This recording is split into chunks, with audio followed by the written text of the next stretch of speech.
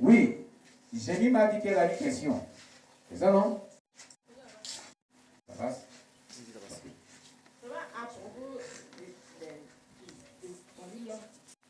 de l'homme ne voit pas. Oui. Toi, souvent, quand on sort souvent, on dit qu'il fait chaud, il fait chaud. Oui. Et puis les hommes portent chapeau là. Ça dit, c'est voile ou bien c'est au moment de la prière que l'homme doit pas porter chapeau. Mais est-ce qu'on a dit que l'on n'a pas porté chapeau là? C'est pas écrit dans la Bible que l'on n'a pas porté chapeau. On a encore dit, bon, c'est qu'il fait chaud. Oui. Donc, souvent, quand il fait chaud là, les gens portent chapeau. À cause de la chaleur, il porte chapeau. Si quelqu'un porte chapeau à cause de la chaleur, toi-même tu dis c'est à cause. C'est pour protéger, c'est pas pour priver. C'est pas un voile non plus. Parce que tout ce que nous faisons là, c'est par source de motivation. Quelle est la source de motivation? C'est ce que ça veut dire. Sa source de motivation est qu'il est tapé par le soleil, il veut vraiment alléger cette chaleur-là, il met un chapeau. Tu comprends? C'est comme s'il avait un parapluie, il n'avait même pas mis un chapeau, il allait prendre le parapluie. Et ça veut dire en quelque sorte. Donc c'est la source de motivation, ce n'est pas une question de voile ici. Oui. Oui. Oui. Oui. Mais en Afrique, ici, on sait qu'en Afrique, il n'y a rien, c'est quoi? Oui. Même ça, après, quand les gens passaient la première année, c'est croisé, mais quand quelqu'un fait quelqu'un imposé, c'est quoi? C'est pour cela, c'est pas bon. Quand tu perds quelqu'un qui te rase là, Dieu merci, tu es encore là. Tu n'étais pas là la dernière fois, tu étais à Boaké. On a fait le programme ici, les mamans Anastasie et puis Pasteur Oscar. Ils vont revenir. Ils ont décortiqué. C'est qu'on perd des cheveux. Tu veux qu'on enlève là. Oh, ça me fait mal. Le troisième témoignage qui s'est allé enregistrer là, à Boaké, quelque chose à Soubré, la maman Adjoa là, qui est béninoise, elle a parlé de cet aspect. Elle a parlé de cet aspect. Dans ce témoignage, Dieu lui a dit, son mari qui est décédé, faut pas elle va raser ses cheveux. Ils vont pas ça pour faire des rituels. Ils vont la peindre, elle. Et elle n'était pas ici. Avec les pasteurs qui ont servi Dieu ils ont servi Satan pendant 21 ans. Et l'autre qui a servi le diable pendant 30 ans, 35 ans, pardon. Ils ont dit les mêmes choses. Dans nos coutumes, là, ce n'est pas tout ce qui est pratique de nos coutumes qui sont bons. Il y a ce qui est mauvais dedans, qu'il faut rejeter en tant qu'enfant de Dieu. Tu comprends? Voilà. Ce n'est pas bon de se raser. Tu nuis à ta vie quand tu le fais. Ça te crée des problèmes. Mais encore, il doit pas y quelque chose encore. Oui. J'ai compris, il y avait comme un débat sur les radios FM. Oui. Par rapport à les voiles, comme dans ces voiles-là. Il y a un passage qui faisait comme Camille, ça se dit. Il a appelé pour les tests. Oui. Il a ça, maintenant, il a appelé pour donner la vie. Oui. Mais comme tu as appelé pour dire qu'avec des fois que les gens disent que les équipes disent que forcément dans cette voilée d'abord, sinon on ne peut pas prier. Oui. Il dit que lui, c'est vrai que normalement, tout ça doit se voiler avant de prier. Oui. Elle dit non, que c'est pas possible, non, pas de se voiler. Il y a une passage de la Bible qui dit non, que les cheveux du femme sont comme. Mais c'est ce qu'on est en train de voir, on est en train de descendre progressivement. Et non, on va appeler vraiment de voile, que ses cheveux, c'est vraiment naturel. C'est comme voile. C'est pourquoi il faut suivre ce qu'on est en train de faire.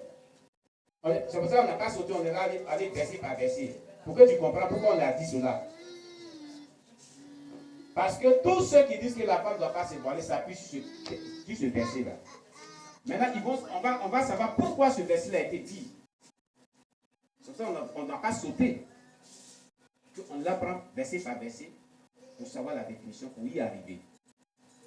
Donc, il faut nous suivre. Amen. Donc, on va continuer. Amen. On va continuer. Donc, le verset 8 maintenant. Amen. En effet, l'homme n'a pas été tiré de la femme, mais la femme a été tirée de l'homme. Et l'homme, verset 9, l'homme n'a pas été créé à cause de la femme, mais la femme a été créée à cause de l'homme. C'est pourquoi la femme, à cause des anges, doit avoir, on dit doit quand on dit doit là, c'est à l'impératif. C'est un ordre donné. On dit à cause des hommes doit avoir la marque de l'autorité dont elle dépend. Donc c'est obligatoire. Et ça veut dire. C'est obligé que si une femme dit qu'elle est femme, qu'elle prie Dieu pour prier là, pour prier ou prophétiser, il faut qu'elle ait la marque de l'autorité dont elle dépend à cause des anges sur la tête, le voile sur la tête. On dit qu'elle doit. C'est une phrase à l'impératif, c'est un ordre qui est donné. Ça révèle de l'autorité divine. Amen. Amen. Est-ce que quelqu'un me comprend bien? Elle doit. Quand dans la Bible on utilise il faut, elle doit. C'est-à-dire que c'est des phrases qui sont à l'impératif, c'est des ordres donnés. Pourquoi Dieu donne un tel ordre? Il dit à cause des anges. Et sur ce passage qui dit à cause des anges, là, je vais insister dessus. Parce que les gens disent que c'est une affaire de culture juive. Mais quelque chose qui dépasse. Est-ce que les anges sont pour les juifs seuls? Alléluia. Les anges sont-ils pour les juifs seuls? Ils sont universels pour tout le monde. Ce n'est pas une question de culture juive. Cette histoire d'interprétation sur la culture, là, dans ce contexte-là, n'y va pas. Amen. Gloire à Jésus. Donc, à cause, on dit c'est pourquoi la femme, à cause des anges, doit avoir sur la tête une marque de l'autorité dont elle dépend. Et la marque de l'autorité dont elle dépend, c'est quoi? Il faut parler dans le micro. Les gens nous suivent. La marque de l'autorité dont elle dépend, la femme, c'est quoi? C'est le port du voile. Le port du voile. Amen. Donc, à cause des anges là, elle doit mettre le voile quand elle va prier et quand elle va prophétiser. Amen. Verset 11. Toutefois dans le Seigneur. Donc, quand ici on dit il faut, et à cause des anges, ça veut dire que quoi? Qu'il y ait cheveux, qui n'est pas cheveux, elle doit mettre le voile. C'est ce que ça veut dire. C'est ce que ça veut dire, non? Hein? Elle n'a pas cheveux. Elle n'est pas née avec cheveux. Donc, ça veut dire qu'il y ait cheveux ou pas, elle doit mettre le voile. C'est ce que ça veut dire. Amen. Le verset 12 nous dit, toutefois, dans le Seigneur, et il a fait sortir. Et nous mettons tout le discours.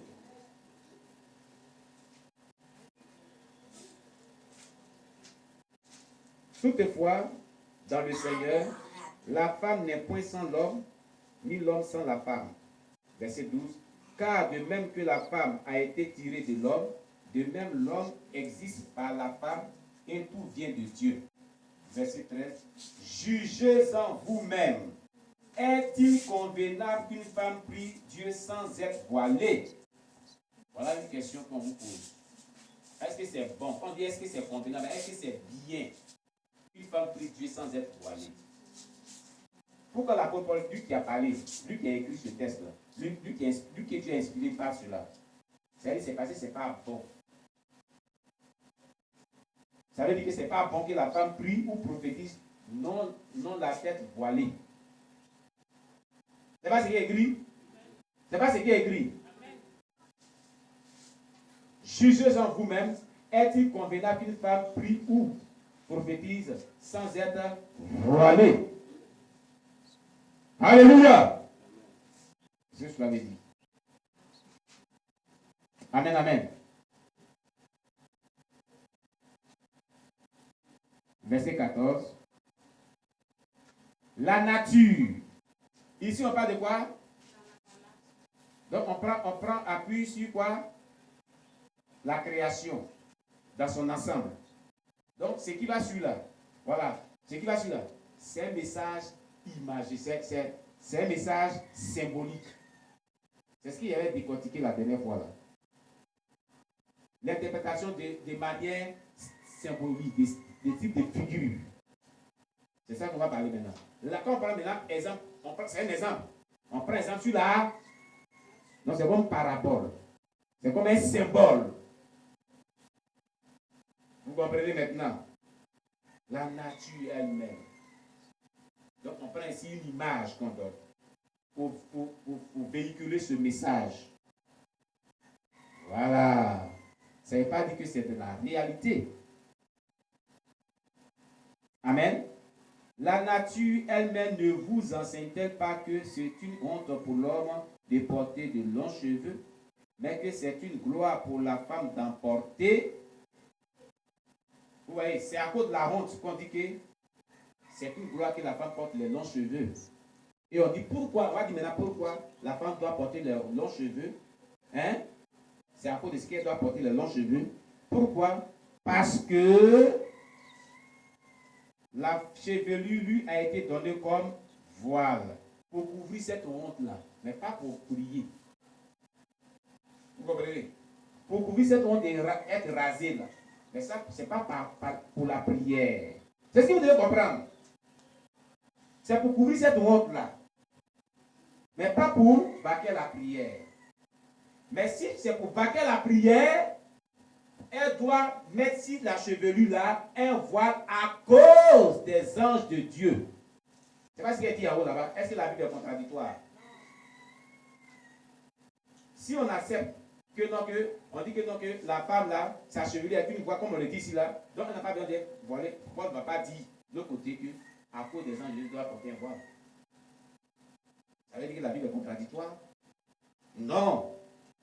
Sa chevelure est un voile à cause de ce qu'elle ne doit pas être rasée. C'est ce qui est dit ici. Pour ceux qui interprètent mal là, voilà pourquoi on doit. Comment dirais-je, la chevelure lui a été donnée pour le voile. À cause de ce qu'elle ne doit pas être rasée. Ça fait honte pour la femme. Sinon, ce n'est pas pour la prière que les cheveux doivent rester comme ça sans la marque d'autorité dont elle dépend. Vous comprenez? En exégèse, c'est ça. Et les gens nous déçoivent trop. Nous connaissons donc des collègues avec lesquels, même des professeurs qui nous enseignent l'exégèse, qui acceptent que non, la tête ne doit pas couvrir, alors l'essentiel, alors que c'est une affaire de culture, mais c'est dépassé. Quand on parle maintenant à cause des anges, est-ce que les anges ont une culture? Les anges ont une culture. Allez voir les sœurs catholiques, les sœurs religieuses catholiques là. La manière par les voiles là, c'est le voile. Vous allez demander pourquoi elle fait tout ça la fille, elle n'a pas boucle d'oreille, elle ne met pas maquillage, elle ne met pas mèche, les têtes sont couvertes, elles vont vous dire que, elles vont vous citer tous ces versets du dépouillement. Elles vont vous citer ça. Elles connaissent la vérité. Demandez à une sœur catholique que je vais vous parler. Au séminaire, là, on les enseigne cela. La femme là, sa tête doit être couverte, voilée. Elle ne doit pas porter boucle d'oreille, maquillage, tout ça. Elle va vous dire ça, les sœurs religieuses catholiques vont vous dire ça. C'est les versets qui te fait sortir. Voilà la raison. Pourquoi on est comme ça?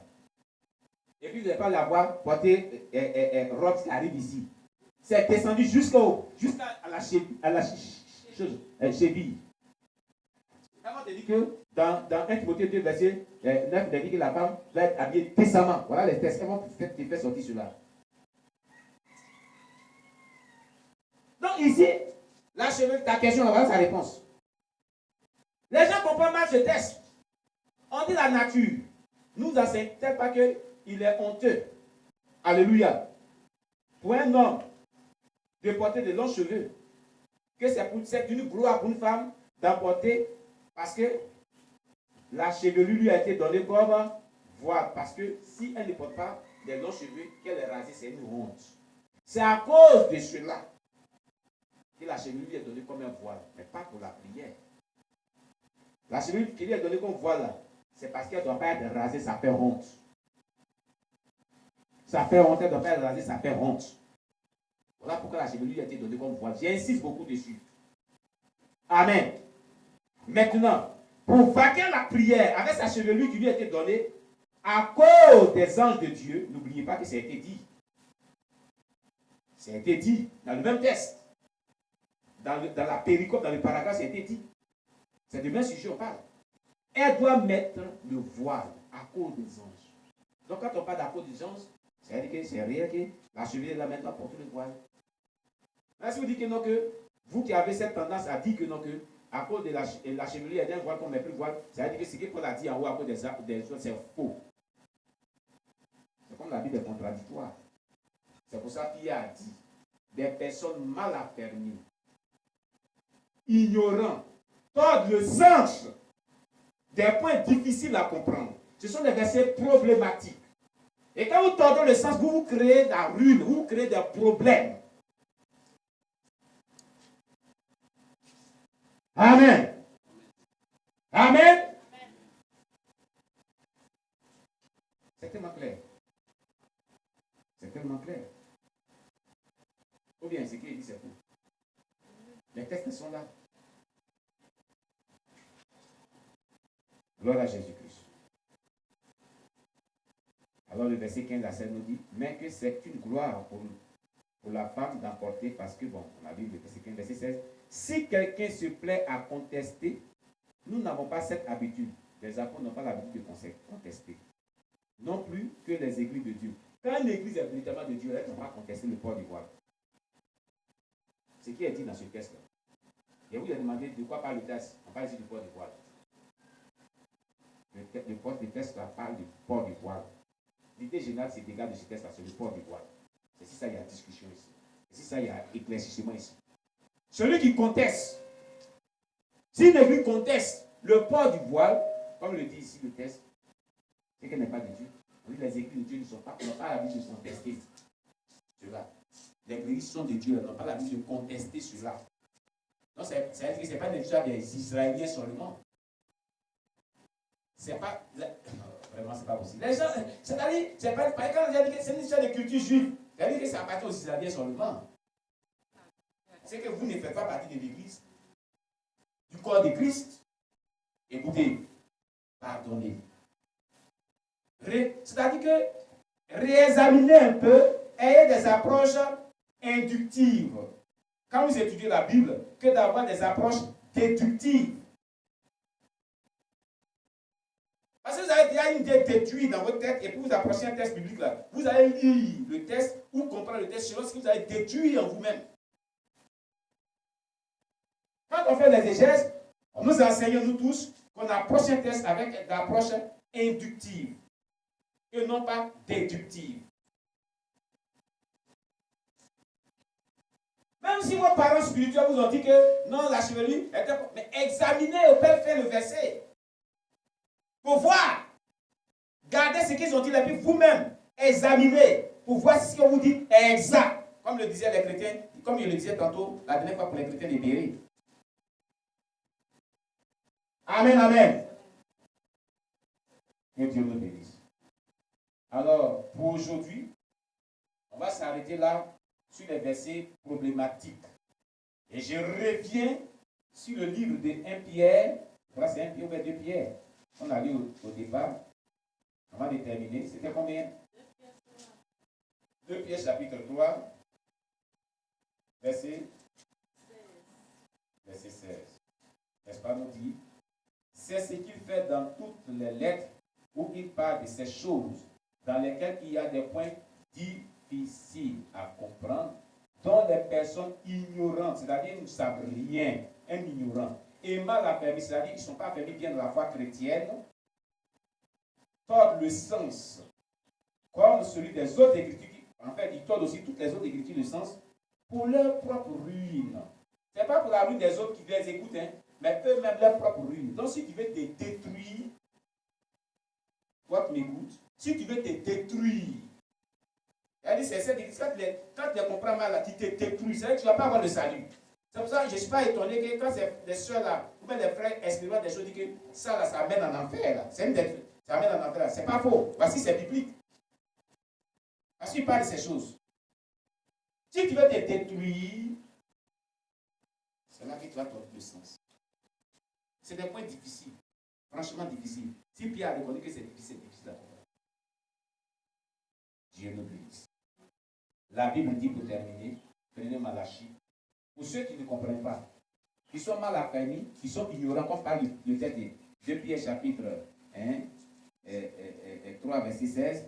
Pour ceux qui sont mal affermis, je vais donner un conseil que nous donne ici le livre de Malachie. Malachie, le dernier livre de l'Ancien Testament. Malachie chapitre 2, le verset 7. Car les lèvres du sacrificateur doivent garder la science. La science, c'est la connaissance de la parole de Dieu. Et c'est à sa bouche qu'on demande la loi. Parce qu'il est un envoyé de l'Éternel. La connaissance là.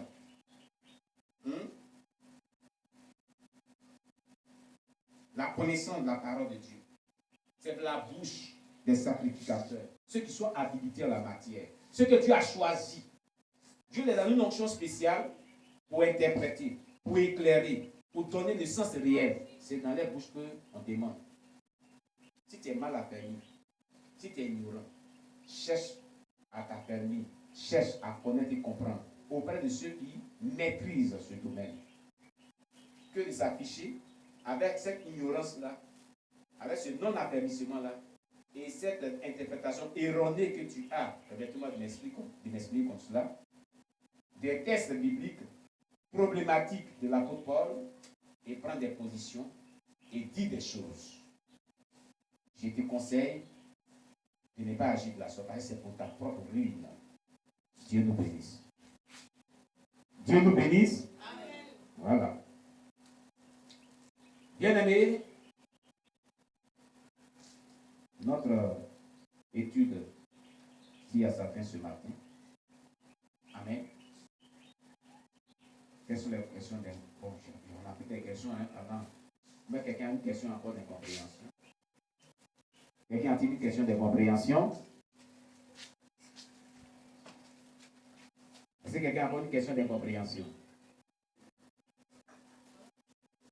Si vous avez des questions d'incompréhension, parlez, hein? Oui. J'ai une question d'incompréhension. Oui. Dans 2 Corinthiens. Oui. On a parlé de. On dit d'un commun accord. Oui. Le mari doit se séparer de la femme. Oui. D'un commun accord pendant le temps de se retirer, qui est gêné là. Oui. Là, souvent, il y a d'autres maris qui ne sont pas convertis. Oui. Donc, Tiens,